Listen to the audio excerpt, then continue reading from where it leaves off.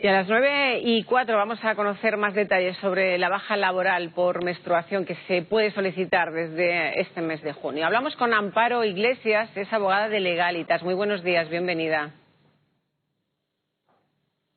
Hola, buenos días. Sí, buenos días. Ahora sí escuchamos. Buenos días.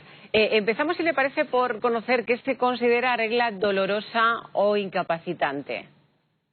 Bueno, lo primero que tenemos que tener en cuenta es que la norma lo que establece es que nos tenemos que encontrar con una dismenorrea, con esa situación de regla dolorosa, incapacitante para la trabajadora y que derive de una patología previa. ¿De acuerdo? Por lo tanto, no cualquier tipo de regla va a generar el derecho a solicitar esta baja especial que establece la norma, sino que nos tenemos que encontrar ante una dismenorrea que además sea consecuencia de una patología que haya sido diagnosticada con anterioridad.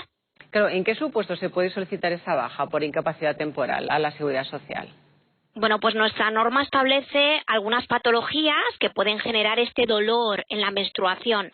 También se nos advierte que no es un número cerrado, es decir, que las patologías son muy variadas, pero por ejemplo situaciones de síndrome de ovario poliquístico que puede generar ese dolor en la menstruación, o miomas o cualquier tipo de patología ovárica en este caso que tiene que ver con problemas ginecológicos que deriven en ese dolor en la menstruación.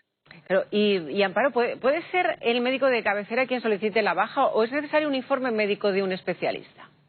Bueno, pues aquí nos encontramos con algo que la norma no deja tampoco muy claro.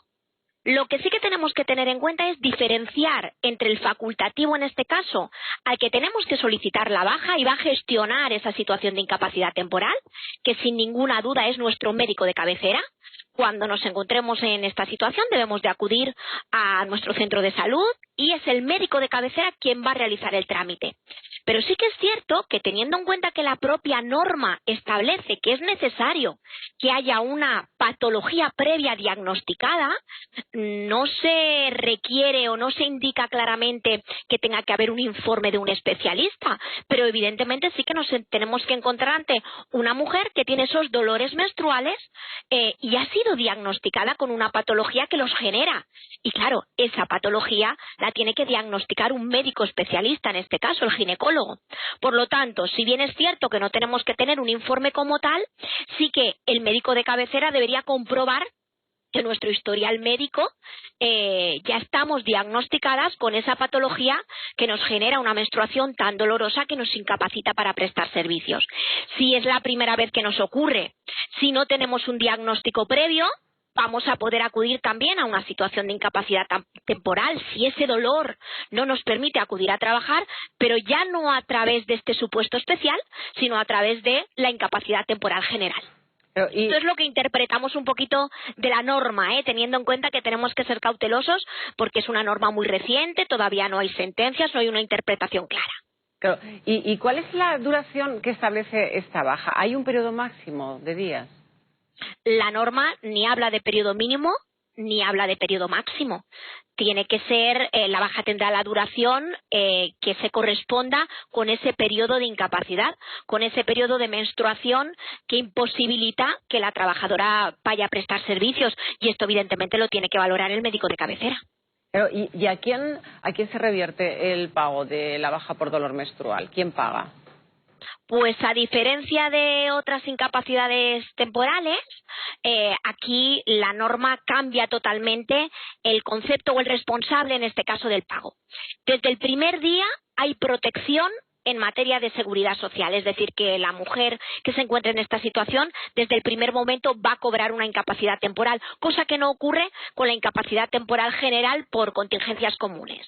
Pero además hay otra novedad y es que desde el primer día se extiende la protección y esa protección va a ser abonada por la seguridad social. Por lo tanto, la empresa no va a tener que pagar la prestación en ningún momento, cosa que sí que ocurre en otras situaciones de incapacidad temporal por contingencias comunes en las generales.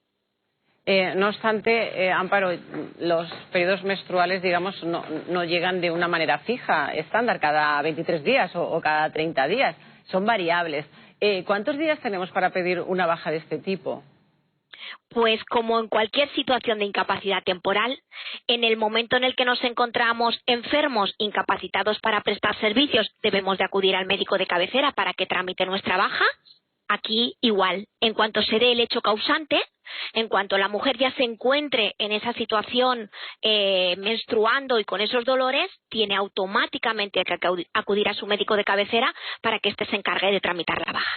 Por cierto, también entra en vigor la baja a partir del primer día de la semana 39 de gestación. ¿Cuándo se empieza a abonar el subsidio? Así es.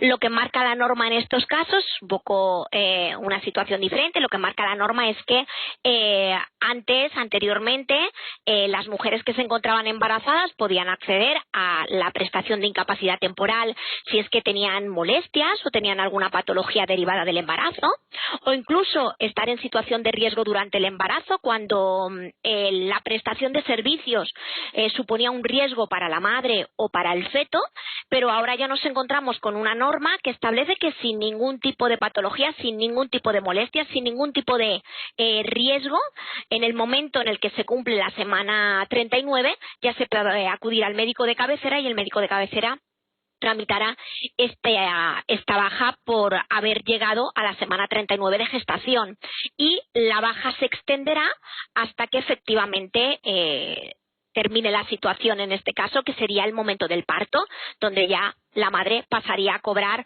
la prestación, en este caso, por nacimiento y cuidado del menor. Por cierto, Amparo, ¿qué ocurría antes de la entrada en vigor de esta norma sobre las bajas menstruales? Cuando una mujer acudía al médico a pedir una baja por un caso de dismenorrea, por ejemplo, ¿se la contemplaba también como baja médica? ¿Hay alguna novedad con respecto a anteriores situaciones? Siempre ha habido una protección. Siempre que hubiera una patología en este caso o hubiera una menstruación dolorosa, pues como consecuencia de una patología, como estamos hablando, siempre que la mujer se encontraba incapacitada, podía acudir a su médico de cabecera, y su médico de cabecera, haciendo una valoración previa, evidentemente, si consideraba que efectivamente estaba incapacitada, le daba la baja por incapacidad temporal para que durante ese tiempo pudiera recuperarse y no tuviera que prestar servicios. Es decir, que esa protección siempre ha existido, pero ahora la protección es totalmente diferente. Primero, porque ya nos encontramos ante una protección mayor. Antes tendríamos que acudir en este tipo de situaciones a una incapacidad temporal por contingencias comunes general. Por lo tanto, tenemos que tener en cuenta que los 3 primeros días no se cobraba prestación a la Seguridad Social. La protección en materia de prestaciones entraba a partir del 4.º día. Aquí hay un cambio sustancial, y es que la mujer desde el primer día ya tiene protección de la Seguridad Social y va a cobrar la correspondiente prestación. Por lo tanto, esto mejora mucho la situación, porque antes, al ser bajas pues cortas, por lo esencial, ¿no?, de esa menstruación, que no suelen ser periodos, salvo casos excepcionales, no suelen ser periodos muy grandes, nos encontramos con que 3 de esos días no había ninguna protección. Por lo tanto, ahora la situación ha cambiado.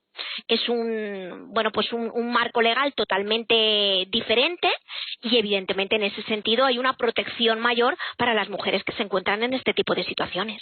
Amparo Iglesias, muchísimas gracias por aclarar todas estas dudas. Muy buenos días, un placer. Gracias, un saludo, buen día a todos. 9:13 de